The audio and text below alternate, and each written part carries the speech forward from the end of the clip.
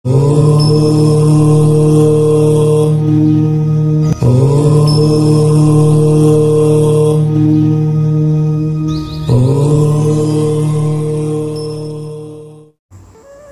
जगन्नाथ, जय श्री जगन्नाथ। नमस्कार प्रिय दर्शक बंधु, मु आपणकर प्रिय वास्तुशास्त्रविद ज्योतिर्विद विनय कुमार नायक।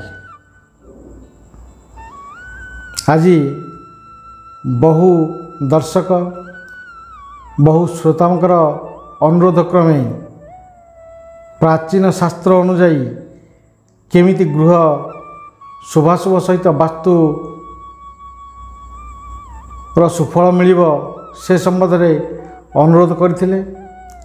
तेबे आज आसंतु जानिमा पंचांगुली और वास्तुर समाधान। यही विषय को जानिबा पूर्व मो चैनल एस्ट्रोलंकार को बहुमात्रा लाइक करंतु, शेयर करंतु, सब्सक्राइब करी बेल घंटी को बजाई दियंतु एवं वीडियोटी देखिया माध्यम स्किप न करिया पई मोर अनुरोध। तेबे आसंतु जानिबा पंचांगुली और वास्तुशास्त्र। पंचांगुली कहिले पांचटी आंगुली। मनीष दक्षिण हस्तर पांच आंगुलीर चित्र। यही चित्र को शुभाशुभ कर्म विवाह व्रत एवं कौन सी मांगलिक काम संकल्पित कर्म आपण पांच आंगुली चित्र को अंकन करंतु। यथा हलदी गुंडरे हेउ किंबा चाउल पिठौरे हेउ, यही पांच आंगुली आपण कांथरे मारी दियंतु।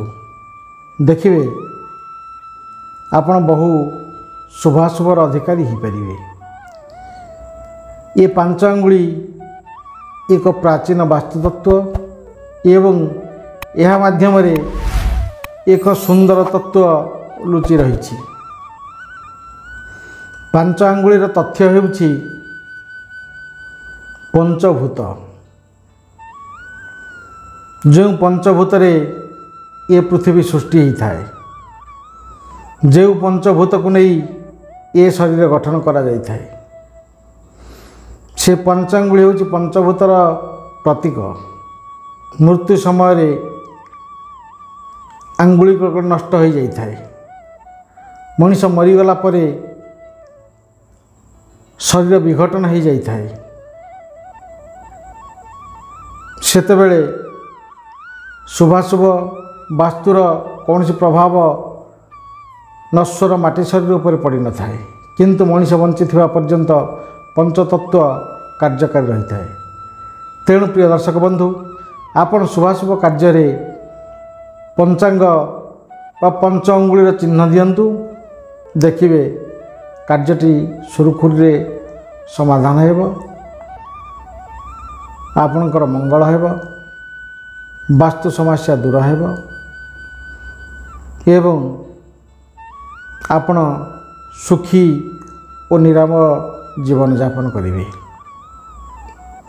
तबे प्रिय दर्शक बंधु, आज वीडियोटी जदि भल लगी थाए मतामत देवे एवं आपण केउ प्रकार वीडियो देखिबा को चाहुचंती यह मध्य कमेंट बॉक्स रे लिखि जणाइबे।